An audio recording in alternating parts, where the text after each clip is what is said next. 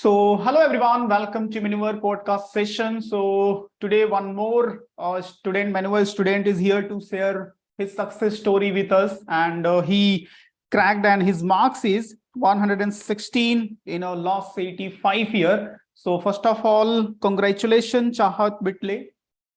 Thank you very much, sir. So, you are from which area? It means you are Maharashtra student or out of Yes. Maharashtra? Sir, I am a Maharashtra student. I belong to a Vidarbha region of Maharashtra, nearby Nagpur. Oh, nearby Nagpur. It means Yes, you sir. are a Maharashtra candidate. Yes, sir. Okay. So, what is your target college?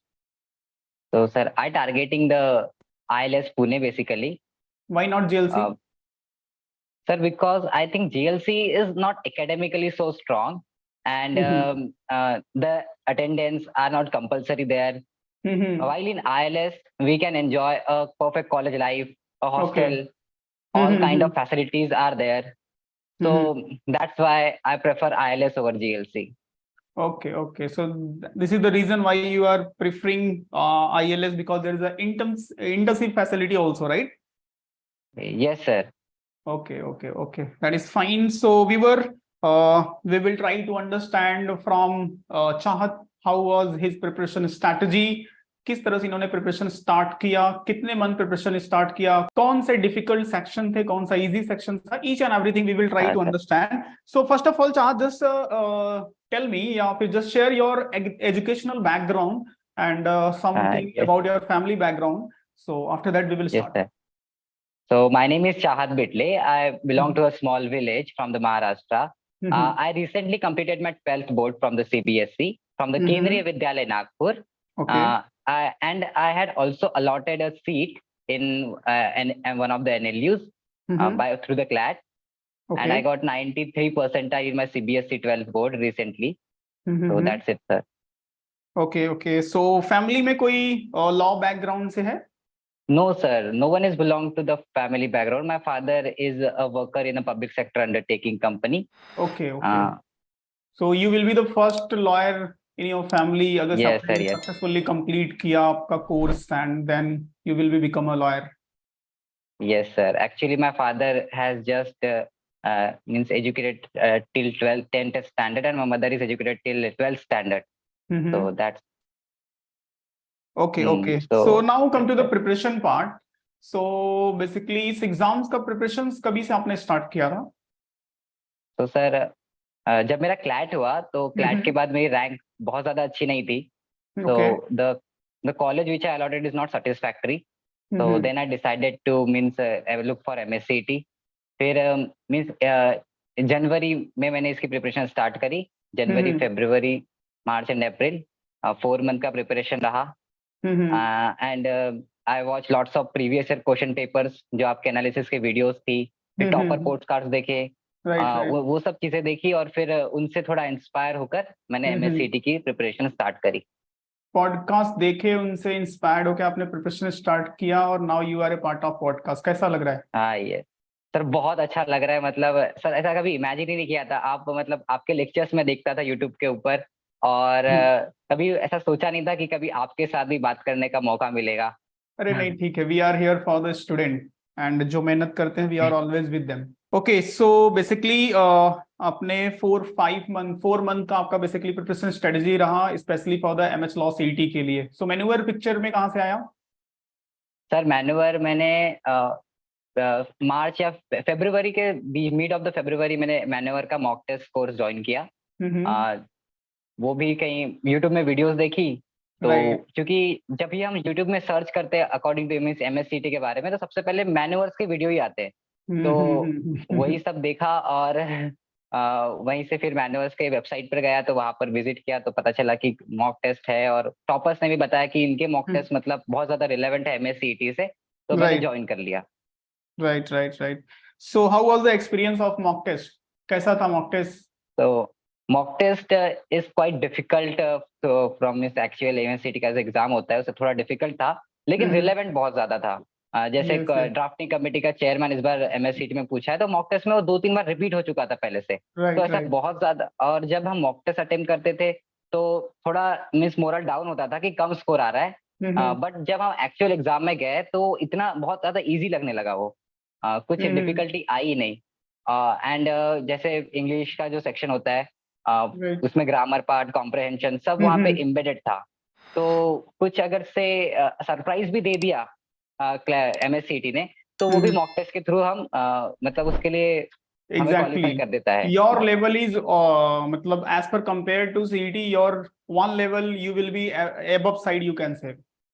Yes sir. आप हम try करते हैं कि मतलब जो भी level हो exams का, चाहे वो लो हो या फिर हाई हो, but our level should be high. हमारे स्टूडेंट का जो लेवल होना है वो एक लेवल हाई होना चाहिए, फिर वो चाहे एग्जाम कैसा भी हो। So as compare to actual exam, no doubt मैन्युअर mock is little bit difficult, yes sir. But जैसा आपने बोला कि एक्चुअल एग्जाम में it was very easy, so this is the reason why, because आपने उससे difficult level yes already sir. Appear कर लिया है। कितने मॉक अटेम्प्ट किए थे आपने? सर मैंने पूरे 20 मॉक्स अटेम्प्ट किए थे sir. Total 20? Yes sir, total 20। और कुछ अदर इंस्टीट्यूट्स के जैसे ओपन मॉक्स अगर होते हैं तो मैं वो भी दे देता था कभी कभी। ओके ओके, वो भी नहीं छोड़ते थे। हाँ सर। मार्केट में मिल रहा है उसको भी ट्राई मार लो। Yes sir. कैसे मार्क्स आते थे उसमें? सर मेरे तो कभी 100 से ऊपर गए ही नहीं थे सर, एक्चुअल मीन्स मैन्योर के मॉक्स पर। ओके। 90s 90s 95 मेरा हाईएस्ट स्कोर था उसमें। एंड 80s 90s के ऊपर ही स्कोर आता था। शुरुआत तो मैंने 60s से करी थी सर, 60s 70s से। 50-70 से आपने स्टार्ट किया था, your marks was in a first mock test, yes sir. और ग्रेजुअली टिल 20 तक रीच करते करते आपके मार्क्स कितने हो गए? Near by 100। Yes sir, near by 100। So यहाँ पे भी एक इम्पॉर्टेंट लर्निंग पार्ट है for those student who are preparing for next year, कि जब भी आप मॉक स्टार्ट करते हो, इवन आपने कितना भी स्टडी कर लिया है, आपने सारे शॉर्टकट मेथड लर्न कर लिए, आपने पूरा लेक्चर अटेंड कर लिया है, बट आप प्रैक्टिस नहीं करते हो तो यू कांट इवेल्युएट योरसेल्फ। और जब भी आप प्रैक्टिस पे आते हो, कोई भी मॉक हो, तो इनिशियल मॉक में you will get very less mark, right? ऐसा ही होता है। Yes sir. कितना भी अच्छे से यस पढ़ाई सर, कर लो, बट मॉक जब अपीयर करते हैं तो इनिशियल स्टेप में काफी मार्क्स मार्क्स कम होते हैं, but gradually when you will start practice practice practice, then you will be perfect. Yes sir. फिर Correct? मॉक्स के बाद सर, मॉक्स एक्चुअली मिरर होते हैं हमारा, हमें राइट बताते थे कि राइट, प्रिपरेशन कैसी चल रही है, स्ट्रॉन्ग कैसी पार्ट कौन चल सा है, रही वीक है, पार्ट कौन सा है। अपने आप को इवेल्युएट कर लो, right? Yes sir. So actual exam कैसा था? मतलब which one was the difficult section, easy, overall अगर से एग्जाम का एनालिसिस आपको हाँ देना हाँ हो तो how was it? Sir, actual exam तो मॉडरेट लेवल का था। मॉडरेट था? एंड हाँ yes sir, easy to moderate कह सकते हैं। हम्म और इंग्लिश की अगर से बात करें तो मेरा स्लॉट 1 में जैसे पेपर था तो उसमें हम्म कॉम्प्रहेंशन नहीं आया था। एंड वेकेबुलरी बहुत ज्यादा थी इंग्लिश के पेपर में। लॉजिक की बात करें तो vocabulary, yes sir, puzzles based questions तो वो डोमिनेंट थे। And blood relations, calendar, clock, ये सब क्वेश्चंस। एंड लीगल की बात करें तो principle and fact based questions. And legal static legal GK ये भी काफी आता है सर। राइट एंड राइट, जीके की बात करें तो जीके में भी करंट अफेयर से बहुत कम क्वेश्चन पूछे थे इस बार। बहुत कम क्वेश्चन है, completely right. Yes sir, completely static oriented था sir current affair. So and quant की बात करें तो क्वांट बहुत ही ज्यादा इजी था, मीन्स पाई की वैल्यू पूछ लिया था। इस इतना इजी था, सिंप्लीफिकेशन का बेसिक क्वेश्चन, और प्लस माइनस मल्टीप्लिकेशन आता है तो परसेंटेज रेशियो प्रोपोर्शन इसी लेवल का था। I think out of 10 question 7 question was very easy, क्योंकि मैंने भी यस अटेम्प्ट सर। किया था, तो मैंने ऐसे ही विदाउट मतलब सिर्फ एंजॉय करने के हिसाब से सॉल्व कर लिया था, बट यस आई सर, और just want to actual understand. उसमें 30 यस, मिनट तो बच गए थे सर, एक नी नैप ले सकते थे। इतना टाइम सेव हो गया था। Yes sir.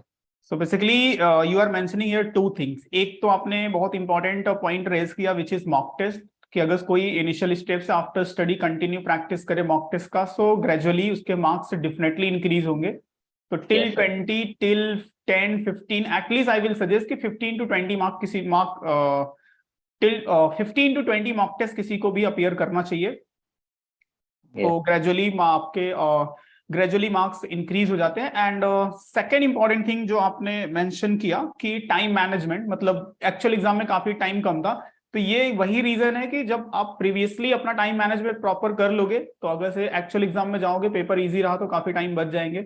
यही एग्जाम 2018-19 में होते थे तो काफी डिफिकल्ट होता था जब भी IBPS इसको कंडक्ट करता था, बट नाउ CET सेल इसको खुद ही कंडक्ट कर रहा है, तो थोड़ा सा पेपर थोड़ा सा लेवल इजी है, बट आपको एक राइट वे में अगर प्रिपरेशन रहे तो बेटर वे में अटेम्प्ट कर सकते हैं। Yes sir.